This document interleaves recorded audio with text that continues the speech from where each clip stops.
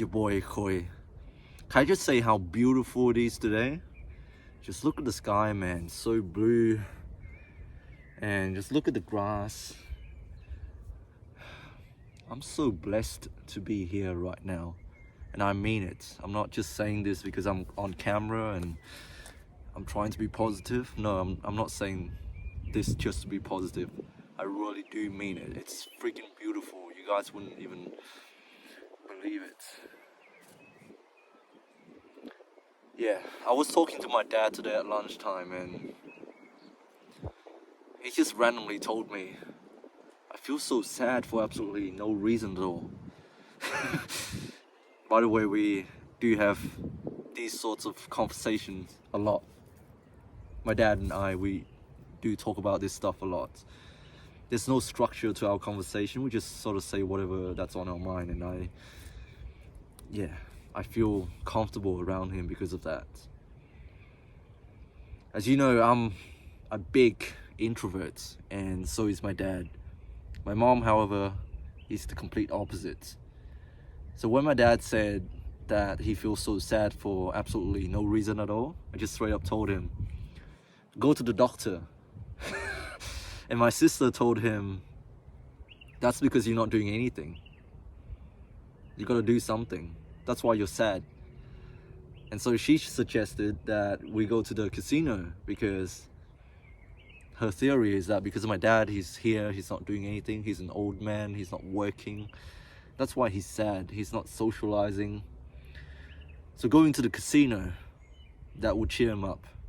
My dad said, I don't need to drink, I don't need to spend money, I don't need to go to places. I don't need to gamble. Those things don't bring me happiness. So then I was pretty perplexed. So you're saying you're not doing anything, that's why you're sad? That's not the right reason? Okay. So what brings you happiness then? I asked him. And he told me, to be honest, I don't even know anymore. And that's big. Sorry, I'm making it sound much deeper than it actually is. This is just one of our normal conversation, by the way. We talk about this a lot. But yeah, an old man telling me he doesn't know what brings him happiness, that really puts it into perspective, you know? Because I thought that once you get old, you will surely figure out the meaning of life by then. But that's not true. Nobody knows. My dad, he lived a long life, did many things. Surely he would have found out the formula for happiness. But he doesn't know. He doesn't know what makes him happy. And here I am, wondering about the meaning of life, stressing over the fact that I don't know what brings happiness into my life. What gives me meaning? I don't even know that. He doesn't know that, and he's an old man. And so, yeah, we talked about religion again. It's funny, whenever I talk to my dad and whenever we engage in these deep conversations, we always talk about religion. Without fail, we always talk about religion. It goes to show how important this concept is to our minds. Yeah, this is big brain stuff. Yeah, we talked about religion again. Even though I don't want to talk about religion, I thought, I'm done with finding God. I'm done. I don't want to know about God. I don't want to have headaches over this stuff again. But no. You have to talk about this stuff. I have to talk about it. So we talked about religion. My dad, by the way, he dabbles in Buddhism, but he's not really religious. He doesn't really follow anything. But he's not really an atheist either. Well, I'm not religious anymore. But could I really say that?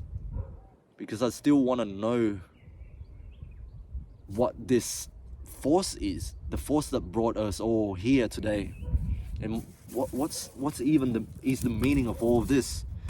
Perhaps there's no meaning. Perhaps he was sad for nothing. There's no reason for it, and you just have to sit with it. You just have to accept it.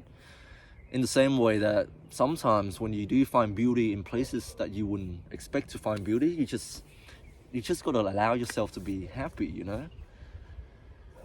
But yeah, that's not satisfactory. So my dad, he was telling me two of his friends, who, by the way, they were a married couple with an adult child, but then they have decided to become monks. I don't know what's the correct terminology in Buddhism is, but yeah, they made a profession of faith the other day, and my dad was there to witness it. So what happened was, this couple, married couple with an adult child, decided that they would devote the remaining of their lives to pursue this Buddhism ideal. What does that involve? It involves cutting off all of your hair. It involves saying no to any sorts of pleasure. So no drugs, no alcohol, no weed, nothing. Not even stimulants, not even coffee, tea, sweet drinks. No pleasure. So they have to say no to that. They cannot do that anymore. That's behind them. This is their new life from now on. No hair, no stimulants, no pleasure, no humor even, no passion. So they're not allowed to say things that have no intent. So every single word that come out of their mouth has to have a meaning or intent behind it. So no meaningless chit-chatting like what I'm doing right now. No meaningless chit-chatting. No humor. So they can't tell jokes anymore. They can't laugh. That's what it means to be a strong adherent to the core teaching of Buddhism. What else? They cannot have sex anymore. This is a couple who had a child. They cannot do that anymore, even though they were married.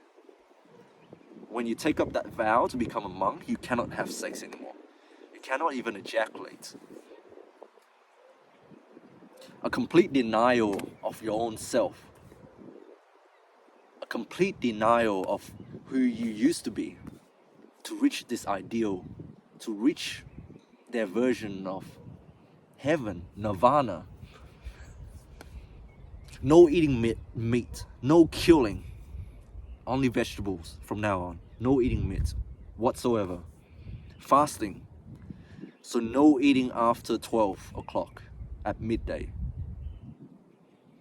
No pleasure, so you cannot be too comfortable, so you cannot even sleep on a mattress anymore because that is considered to be too comfortable. You have to sleep on hard floor or on just a bed frame, you know. And I thought to myself, as he was saying this, where have I heard this before? And that's right, I've heard it before in the Catholic Church. When all of these seminarians took up the vow to become a religious brother or to become a priest, to become a father, a religious father, they can't do any of those things as well.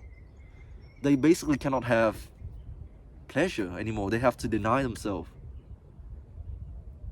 Perhaps for a man who struggled to find a woman, priesthood is a viable option, you know? There's honor, there's some sort of honor in it. You can't get a woman anyway, so might as well become a priest, huh? I'm joking. But yeah, I've heard this before in the Catholic Church. And where else have I heard of these sorts of rules before? Islam.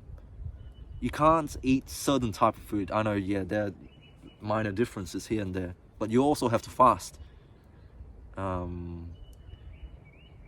You also have to fast during a given time period. You also cannot commit adultery in any of these religions. You cannot have sex outside of marriage. And then you also cannot be lustful towards other people. It's all the same, man. But all these different labels, we like to think that our religion, our God is the right God, and everybody else who are just as devoted as us, but they have a different faith? How come they are deceived? Yeah. How come they just have as strong of a conviction as us, but they are deceived? They are wrong. And we are the right, chosen people of God. And everybody else is deceived. All of your gods are false gods. And our God is the true God. That made me think, man, when he shared that with me.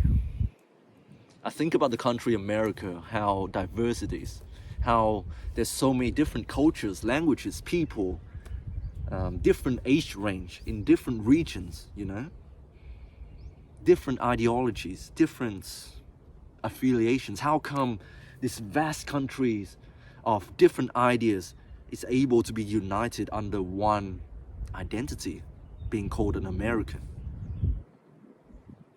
Surely, with diversity will come weakness, right? I ask myself this question.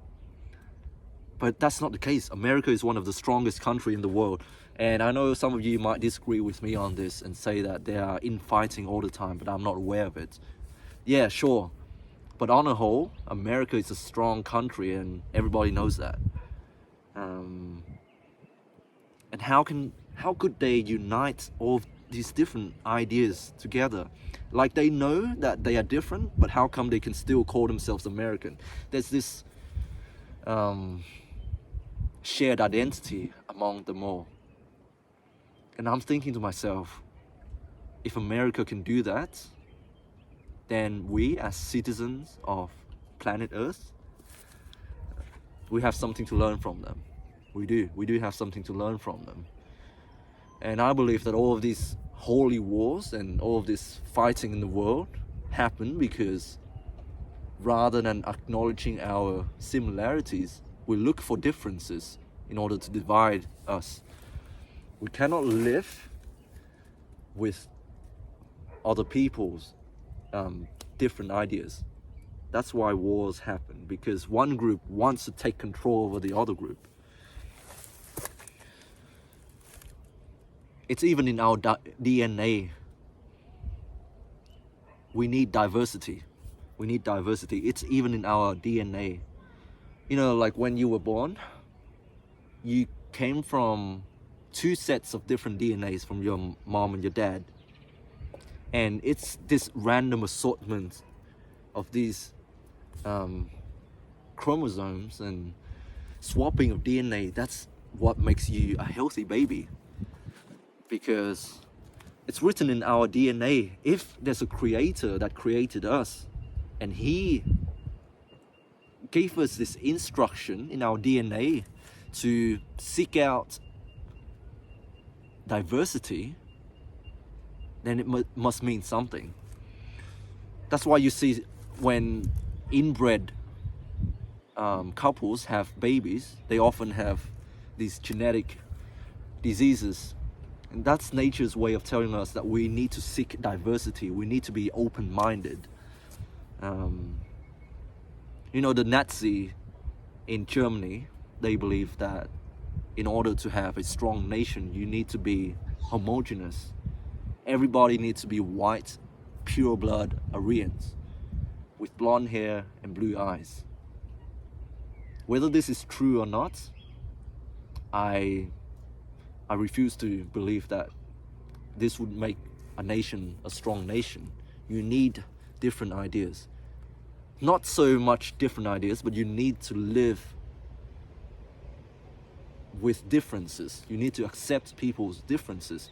And for that reason alone, I cannot call myself a Christian anymore, because I want to acknowledge other people from different religions. I want to acknowledge their perspectives as well. Their experiences, they're all valid. And I truly believe that in any religion, if you truly seek God, you will find God, in a sense. All religion seems to point towards a version of a God. And we are just as ignorant as each other's. I don't know more than you. A Christian doesn't know more than a Jew. or Muslim or Hindu. We're all trying to find who this God is, but we don't know for sure. What we need to do is, rather than condemning each other and say that, hey, you are being deceived, you are being misled, why don't we open our minds and try to live with these differences rather than fighting?